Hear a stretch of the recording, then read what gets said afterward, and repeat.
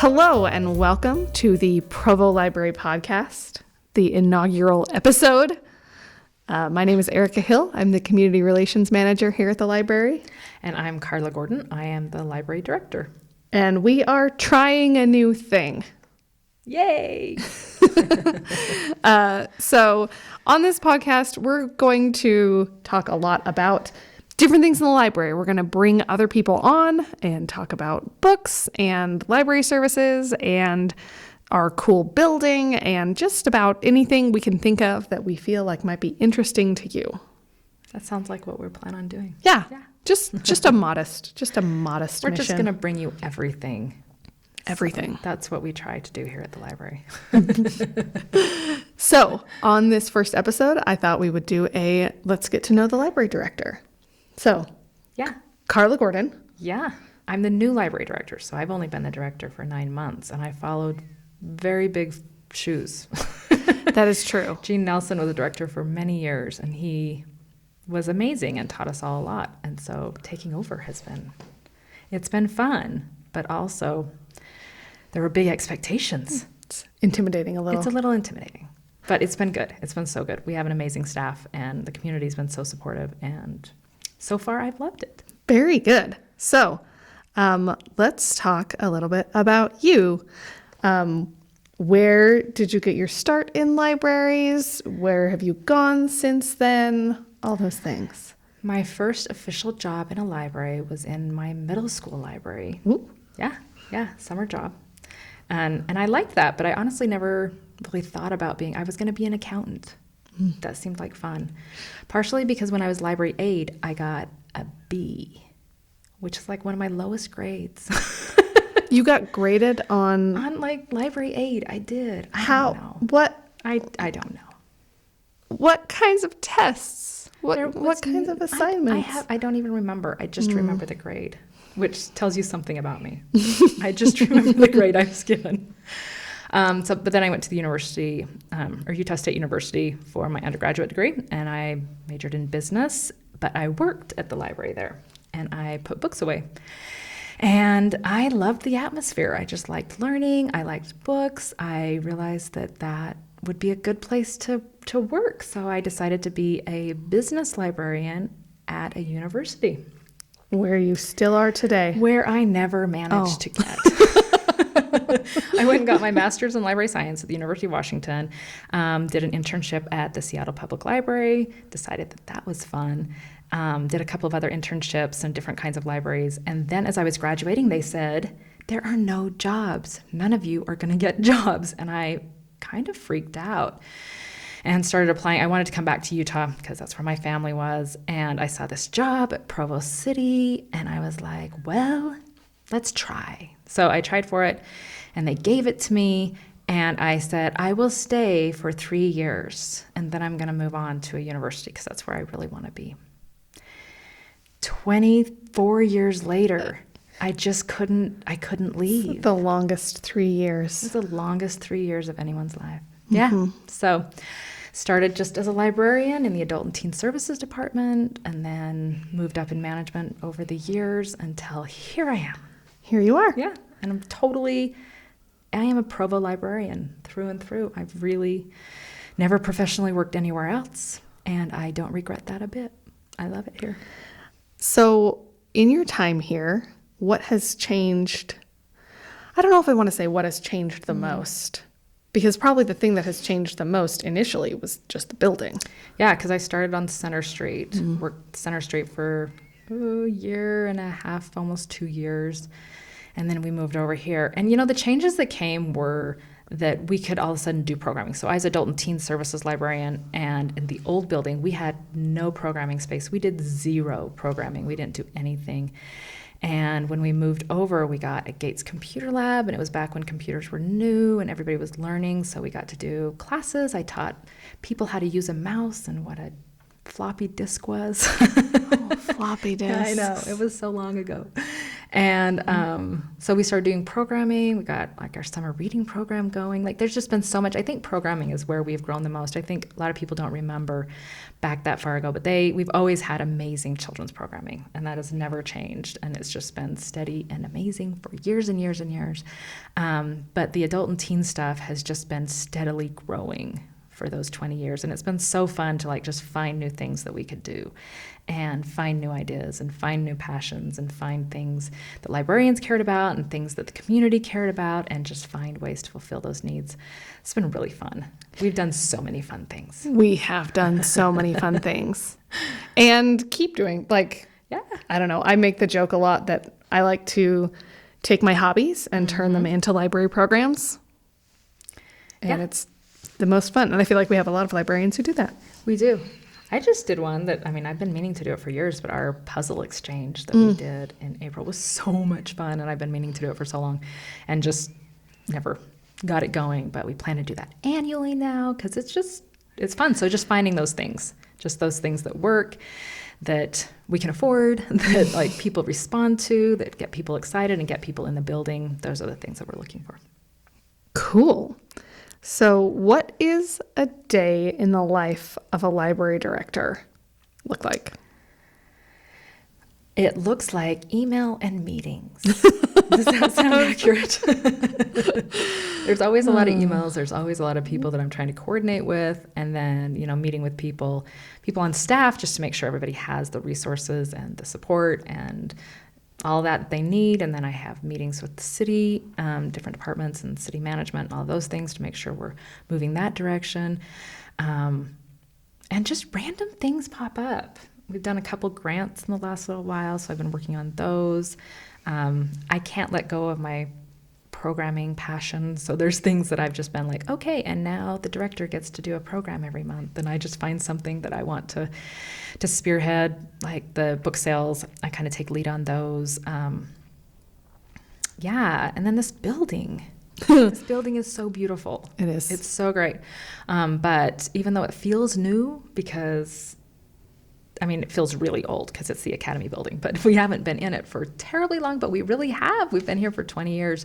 And if you think back to a 20-year home, that's when your heater goes out and your air conditioner needs to be replaced and your roof needs to be like all those things, like things just start needing to be replaced and you start seeing little cracks that need to be fixed. And so keeping up on the building is also a big part of that and something that is definitely challenging. It's a big historic building with special needs, and I definitely have people that are helping me do that, but it's a stress always because I know how much this building means to the community, and I would never want to let anything happen to it or not keep up on the maintenance that's needed to make sure we have it for just decades and decades to come.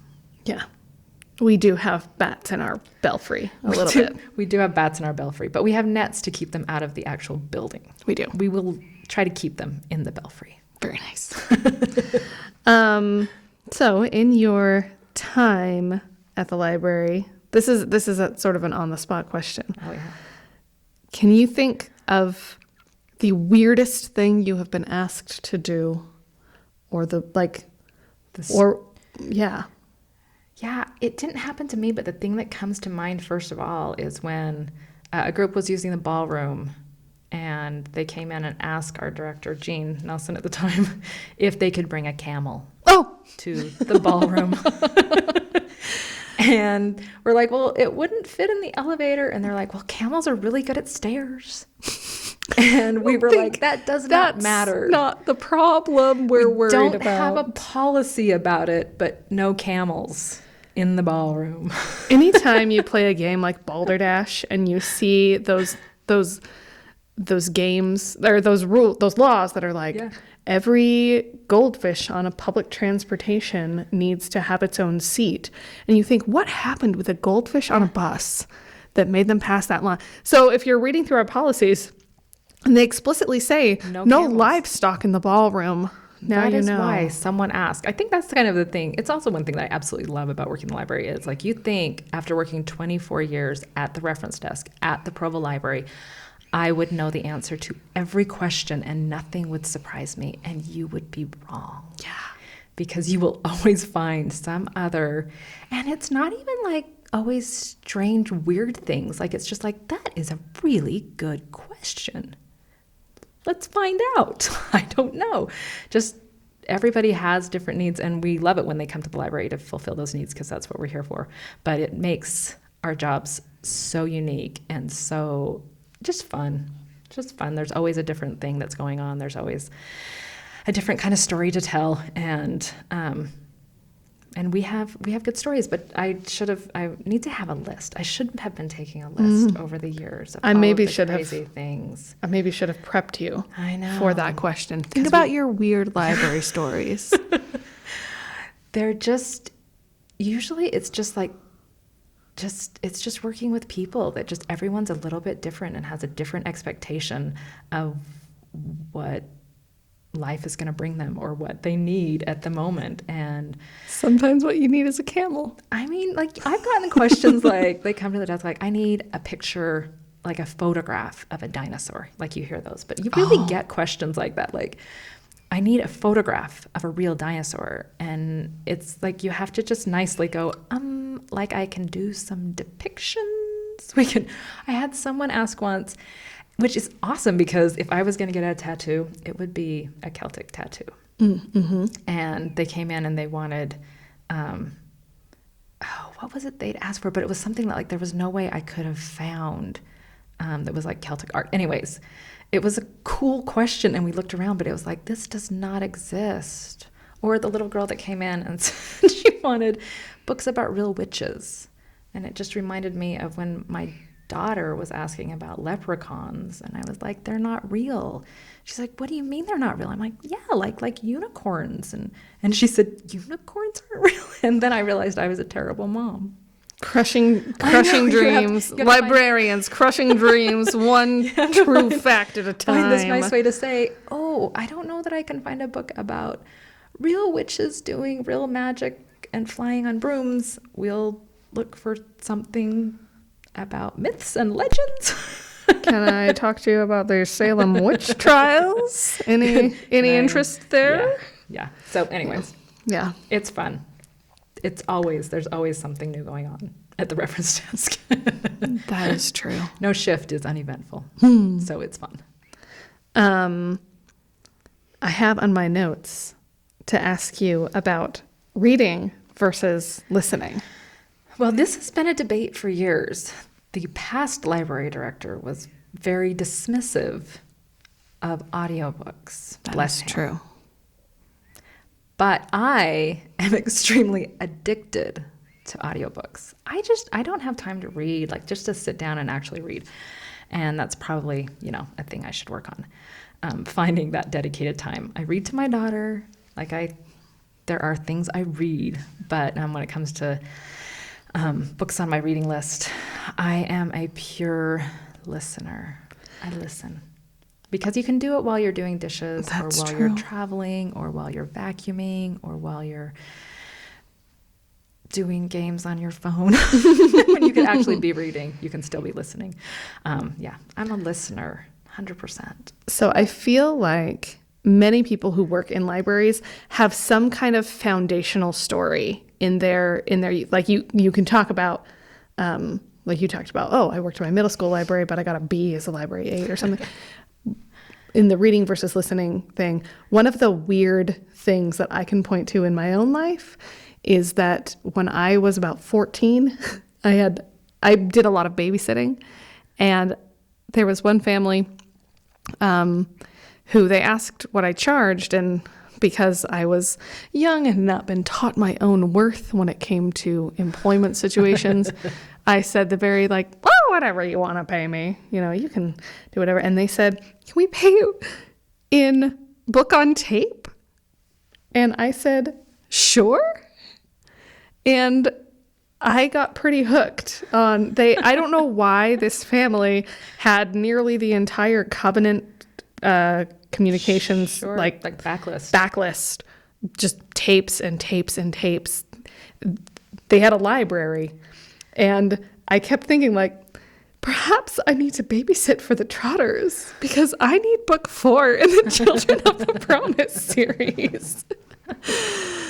So Was it like one tape per child per hour? Or it was a book per babysitting job. Interesting. Honestly. Okay. I worked through a lot of LDS fiction that Yeah. way.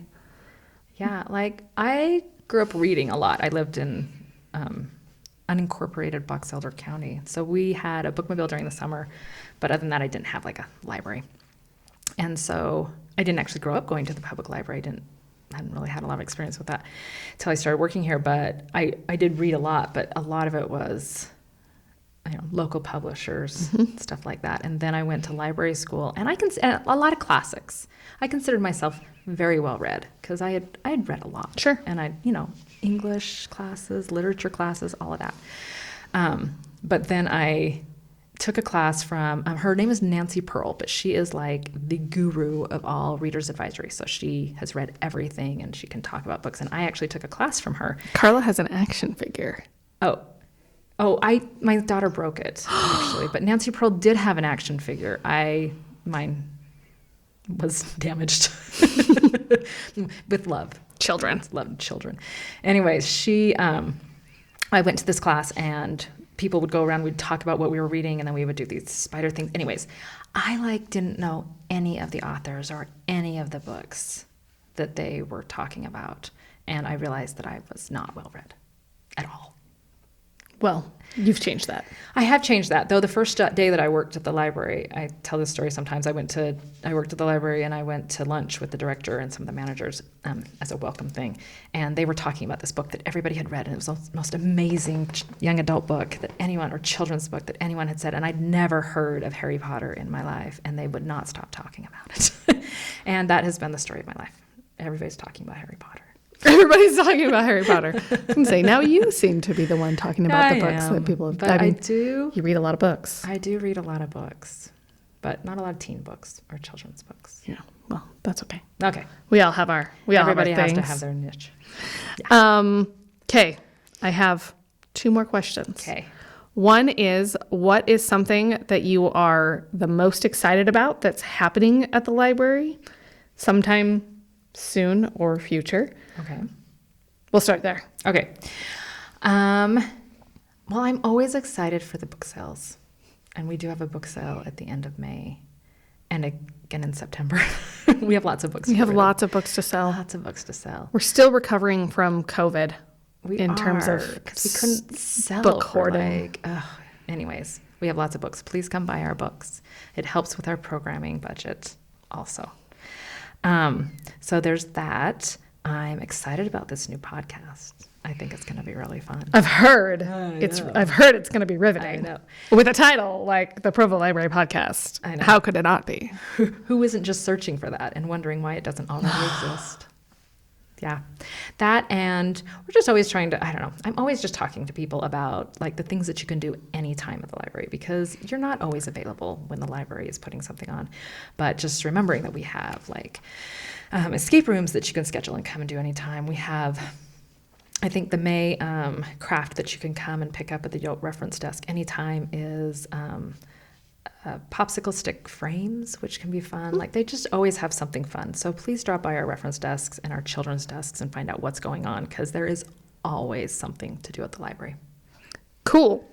And my last question is, what are you most obsessed with right now? What is one thing, what book can't you stop recommending, or what can't you stop listening to? Anything like that. What's your go-to recommendation right now? Right now, I don't know. I'm in a bit of a funk because I hated the last book I read. So I have to think back. I know. I actually keep talking to everyone about Prince Harry's memoir, Spare, and not because I loved it, because I just thought it was interesting. But with the coronation, it's just been on my mind, and I'm not even a Royals watcher. I didn't know it was a coronation coming up till this morning. It was on the news. So for some reason, I just like talking about that book and hearing people's reaction to that. Plus, a lot of people have read it. So it's nice to be talking about a book that a lot of people have read, because then you're likely to get an opinion from them. What about you? Oh, gosh. I mean, you know this. I just embarked and finished a journey to What a finish the entire Wheel of Time. I did it I started right after my son was born.